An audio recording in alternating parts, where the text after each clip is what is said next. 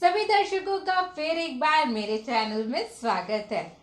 Tasty dishes का मज़ा लेने के लिए अब आपको महंगे रेस्टोरेंट जाने की ज़रूरत ही नहीं है, जब आप इन्हें घर पर ही आसानी से बना सकते हैं।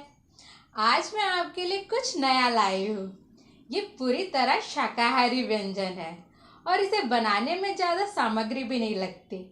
इसे बनाकर आप अपने परिवारजनों को खिलाएं। मुझे यकीन है वो आपकी तारीफ करते नहीं थकेंगे। मैं बात कर रही हूँ बेबी कॉर्न मशरूम मसाला की। तो देरी ना करते हुए चलिए इसे बनाते हैं।